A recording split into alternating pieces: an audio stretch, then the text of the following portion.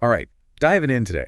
We're tackling hand tools and ergonomics. Should be interesting. I know you've got a ton of material there, so. Yeah, it's like all pile of guidelines covering, well, basically everything from the simplest hand tools to, the powered stuff, looking at design, how you actually use them, and even how your whole workspace is set up. So the whole 9 yards. Pretty much. Yeah. But, the goal here isn't to just list out a bunch of rules. Of course. We want to get to that, actionable knowledge, the why behind it all. The why behind ergonomics. Yeah. Exactly. So you're not just memorizing stuff, but actually understanding how to work smarter and safer. Makes sense. So first off, picking the right tool. The age-old question. Right. Yeah. And our sources are really clear about this. A tool designed for the specific task. Yeah. It's not just a matter of convenience. It's actually key for both speed and safety. Interesting. So how's that work? Well, turns out those small muscles in your fingers, they get tired incredibly quickly when you're forcing them to do things they're not meant for. And that's kind of the first step on the road to lower output, even injuries down the line. I see. So using the wrong tool for the job could be setting yourself up for trouble. Makes sense.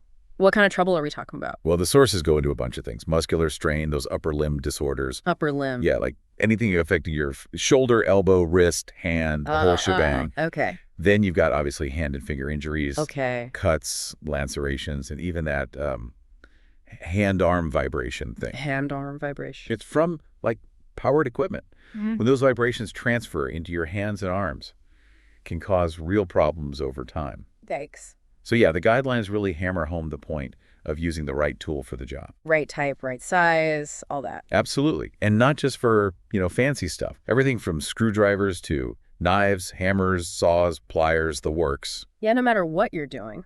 And for those tasks, the ones you do over and over, the really demanding ones. Yeah, I'm thinking assembly line stuff. Yeah, or just any kind of repetitive work. The sources actually suggest that power tools might be the way to go. Really? Even though they cost more? Well, the thing is, when you factor in the increased productivity, okay, yeah, it can actually make them surprisingly cost-effective in the long run. Even when you consider maintenance and all that. Yeah, even then.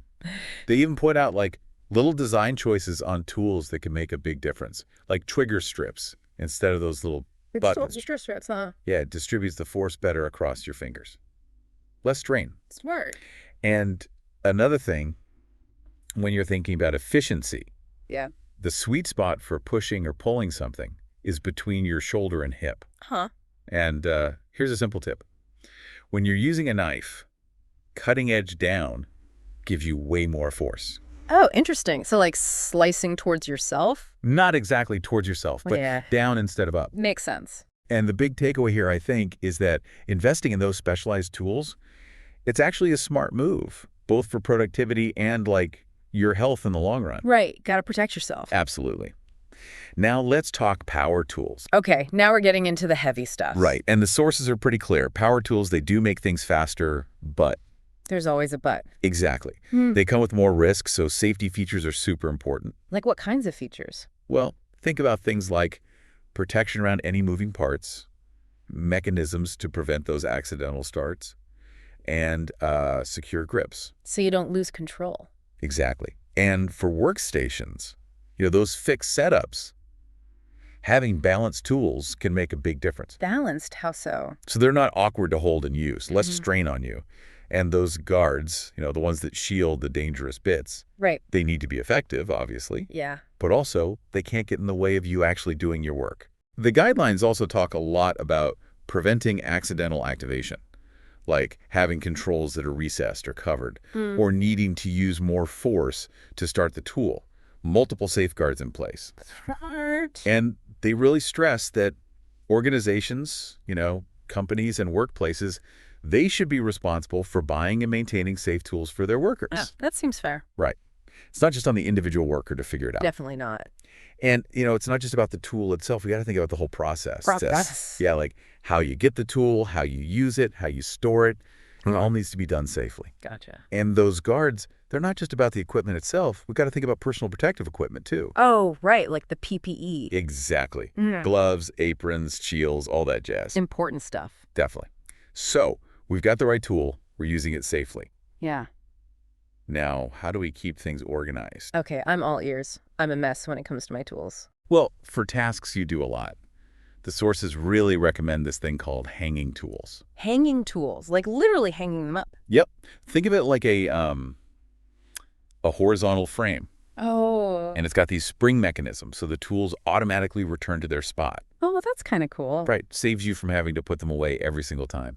They even suggest custom frames for individual tools, positioned right in front of the worker. Makes sense. Easy access. Exactly. Just got to make sure the tools are within easy reach, but they don't get in the way when you're not using them. Right. Wouldn't want to be bumping into them all the time. For sure. And then, of course, the size, the weight of the tools, Yeah. that all needs to be appropriate. Yeah, you don't want something too heavy hanging over your head. No, for sure. Yeah. And they should be adjustable too, so people with different reaches can use them comfortably. Smart. And easy to replace, easy to maintain, all that jazz. So basically, hanging tools are a win for efficiency and organization. Definitely. Now, what about when you need to hold the work itself steady? Let me think. Clamps? That's where vices and clamps come in. Our sources really emphasize how they're like a third hand. Yeah, I guess. They secure your materials so you can use both hands freely, prevent slips, helps you maintain good posture. Safer and more efficient. Absolutely. And you get much better control over what you're doing. So how do you pick the right vice or clamp? Well, they say you got to consider the size and shape of your work pieces. Right. And whether you need to be able to adjust the position of the clamp, maybe even rotate it. Rotate it. Why? So you can access the workpiece from different angles. And positioning is important too. Yeah. You want to set it up so you can maintain a natural posture while you're working. Right. Ideally, the workpiece should be slightly below elbow level. Makes sense. And you shouldn't have to, strain to secure the piece. No sharp edges on the clamp itself either. Safety first. For sure. Now let's shift gears a bit. Let's talk about those really fine, precise tasks. Okay, like what? Like anything where you're using a precision grip. So like delicate work. Exactly. And the thing is, even though these grips don't require much force, Yeah. they're super sensitive to even the slightest hand tremors. So you need a steady hand. Right, and that's where hand support comes in. Hand support. Yeah, like providing support near your working point, either for your hand or your forearm. So it's like a brace almost. Kinda. It helps reduce those tremors and makes you way more accurate. And they suggest experimenting with different shapes and positions for the support. Different for different tasks. Right. Even adjustable supports can be helpful. Interesting. And sometimes you can actually support the tool itself. Like those things artists use. Exactly, those rests. Makes sense. The whole point is to minimize those forceful hand movements, both before and during the precision work. So you stay steady and precise. Exactly. Now, what about tool weight? Seems obvious, but Lighter is better. generally, yeah. Lighter tools usually mean less fatigue for you, greater precision. Except for striking tools, of course. Right. Hammers need some heft. Exactly. And lighter tools are usually easier to store and maintain, too. Makes sense. And there are ways to minimize the weight you're actually holding. Oh, like what? They suggest things like steady rests, sliding the tool along a surface, or even suspending it with balancers. Suspending. Yeah, so it's kind of hanging there above its center of gravity. Oh. And another simple thing, working closer to your body. That reduces the force you need to use. Interesting. And they recommend using tools with the handle below the balance point. Feels lighter that way. Oh, right. Like a seesaw almost. Exactly. So less weight, less strain, more control. Gotcha. Now, here's something people don't always think about. How you actually grip the tool. Yeah, I guess I just grab it and go. But turns out, the design of the grip itself, the thickness, length, shape, size, it all impacts control, how much force you need to use, the quality of your work, even fatigue and safety. Wow, it really is all connected. Right, and the guidelines actually give specific recommendations for handle diameters. Handle diameters. Yeah, like how thick the handle should be depending on what type of grip you're using. Makes sense. And they say the handle length should be at least 100 millimeters, Okay. preferably 125 millimeters, or even longer if your hand is enclosed in the grip, or if you're wearing gloves. Oh, right. Gloves add bulk. Exactly. Yeah. And it's important to remember that a lot of tool sizes are designed for, larger hands. So smaller hands might need smaller tools. Absolutely. Yeah. And while you're using the tool, they stress the importance of maintaining a neutral wrist position. Neutral wrist. Like not bent too far up or down. It can cause strain over time. Gotcha. And another thing, whenever possible, They recommend going for tools that can be used by both right and left-handed people. Yeah, that makes sense. More versatile. And again, got to remember those gloves. Factor in the thickness when you're figuring out if a grip is the right size. So many things to think about. I know, right? Yeah. It's like tools should fit you like clothing. That's a good analogy. Now, building on that whole grip thing, the sources also highlight the importance of friction and guards on the grip. Okay, friction, like so it doesn't slip out of your hand. Exactly. Preventing slips and pinches is super important, both for safety and for maintaining control. Right, makes sense. So they suggest using grips with non-circular cross-sections. Yeah. And high friction materials like rubber or those soft plastics. That was grippier. Yep. And for tools where you're applying a lot of force, those wedge-shaped designs can be helpful. Wedge-shaped? Yeah, like thicker at the front, tapering towards the back. It helps minimize that forward hand movement when you're pushing. Interesting. And then, of course, there are guards. Like the ones on knives? Yeah, or on soldering irons. They prevent your hand from slipping forward towards the hot bit or the sharp bit. Smart. And they allow you to apply more force safely.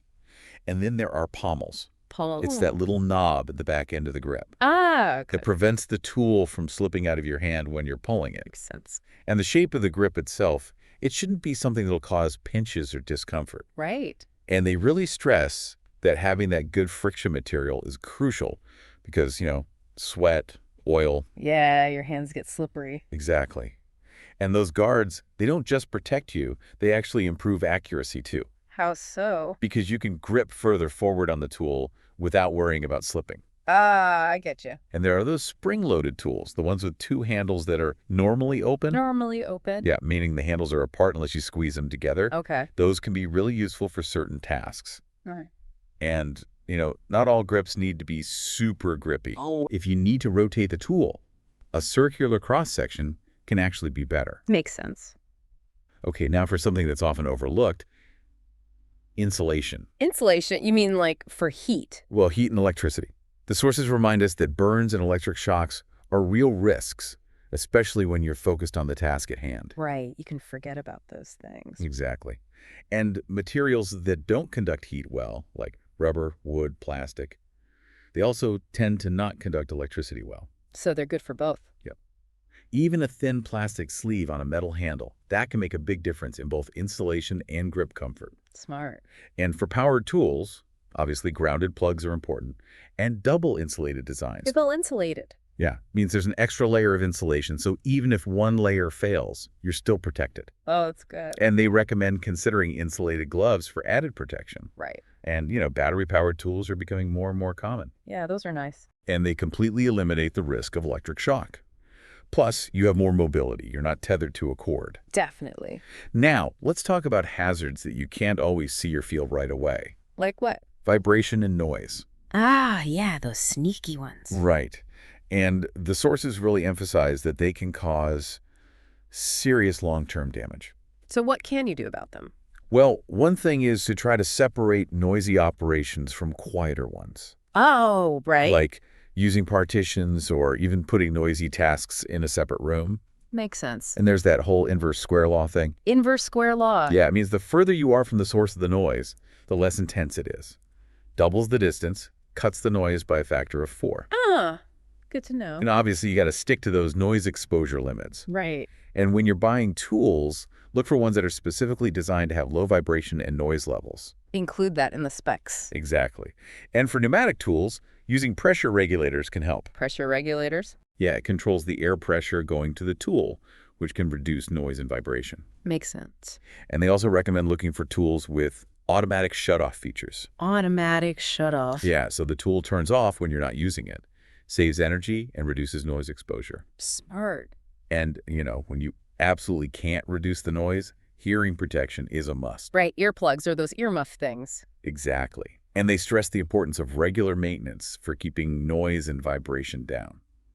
Maintenance? Like what? Tightening loose parts, sharpening blades, lubricating moving parts, rebalancing things if needed, replacing faulty components, all that good stuff. Keeps things running smoothly. For sure. And when you're setting up workstations, think about how the noise is going to impact other people in the area. Yeah, you don't want to be blasting everyone with noise all day. And they recommend providing things like anti-vibration gloves and ear protection for workers. The PPE comes in again. And remember, noise and vibration aren't always the only hazards. Oh, right, like dust or fumes. Exactly. And cold air, too, if you're working outside in the winter. So many things to consider. I know, right? So we've talked about having the right tool, using it safely. Yeah. Now, where do you put it when you're not using it? Back in the toolbox. Well, yeah, but the sources really emphasize the importance of having a designated home for every single tool. A home. Yeah, like a specific spot where it always goes. Okay.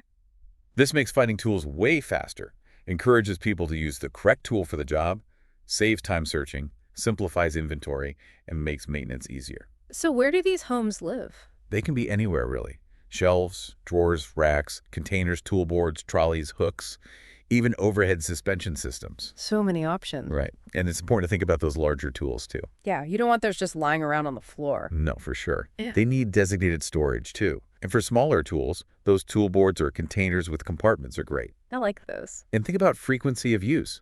Tools you use all the time, those should have homes that are close at hand. Makes sense. And similar small items, they should be grouped together in labeled bins or trays. So you're not digging through a jumbled mess. Exactly. And for workers who move between different work sites, portable toolboxes or trolleys are a must. Yeah, gonna keep things organized on the go. And suspended tools, those can be a great way to save space on your workbench. Smart. So yeah, a place for everything and everything in its place. I love it. Now, once you've got those tools tucked away in their cozy homes, you got to take care of them. Maintenance time. Yep. Our sources really stress the importance of regular inspection and maintenance. Well-maintained tools work better, last longer. Exactly. Properly working tools, they minimize downtime, and they prevent accidents. So it's a safety thing too. Absolutely. And they emphasize that maintenance should be a team effort involving everyone who uses the tools. Everyone chips in. Exactly. Start with reliable tools in the first place, and then have a system for replacing faulty ones quickly. Establish regular inspection routines, both by the workers themselves and by qualified personnel. Double check. And have spare tools or parts readily available on site. So you're not waiting around for replacements. And they suggest considering tools with modular designs. Modular. Yeah, so you can replace individual parts easily, even if you're not a skilled technician. Ah, that's handy. And they make a really good point. The time you spend on maintenance is way less than the time you lose when something breaks down. Makes sense. So preventive maintenance is key. Fixing things before they break. Better to be safe than sorry. Absolutely.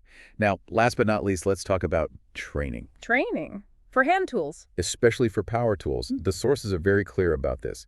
Incorrect use, it negates all the benefits of that speed and power. Right. And it can lead to serious injuries, even damage to equipment. So training is crucial. Absolutely.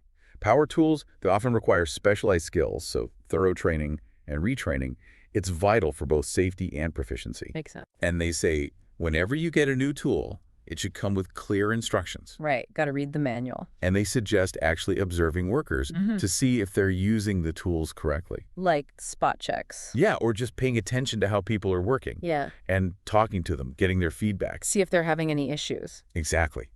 And you got to allocate enough time for training. Can't rush it. And the training should really emphasize safety. Safety first, always. And often, the best trainers are those skilled workers who already know how to use the tools properly. Right. Learn from the experts. And those tool manuals, they're not just for troubleshooting. Oh, right. They often have helpful hints and tips on how to operate the tool more effectively. Good to know. And if a tool is particularly tricky to use, they suggest addressing that specifically in the training. So no one's left struggling. Exactly. And they emphasize that training should happen early on, especially for new employees. Before bad habits develop. Exactly. Now, last but not least, our sources talk about the importance of stable postures and footing, especially when you're using power tools. Okay, so like not tripping over stuff. Well, yeah, that too. But it's also about maintaining a stable position so you don't lose control of the tool. Right, that could be dangerous. Definitely. Yeah. And they say improper footing, it's not just a safety hazard, it's also fatiguing. Makes sense. So first off, make sure the floor is flat, even, and not slippery. Good foundation. Exactly. If necessary, Use platforms to create a level surface Okay. and get rid of any obstacles in the work area. Yeah, tripping hazards. And you need enough clearance for your knees and feet so you can get close to the work in a stable position. So you're not all cramped up. Right. And they suggest having emergency shutoffs in case someone does slip or lose their balance. Smart. And you got to be able to adjust your working height so the tool is below elbow level in front of your body. Right. But you got to do that while still maintaining proper footing. So it's a balance. Exactly. And they even mention footwear. Where? Yeah, make sure you're wearing shoes that are appropriate for the work environment. Non-slip, I imagine. And they suggest considering things like balancing mechanisms, suspension systems, those sliding tool setups or support stands. So many ways to keep things stable. Right. It's all about creating a work environment where people can use power tools safely and effectively. Makes sense. So from picking the right tool to making sure you have a stable place to work, it's all connected. It's all about working smarter, not harder. And safer. And safer, absolutely. So for you listening, think about the tools you use most often. Yeah, take a look. Are they really optimized for you and the task at hand? Could be room for improvement. Maybe. And what's one small change you could make, based on what we've talked about today, that could make a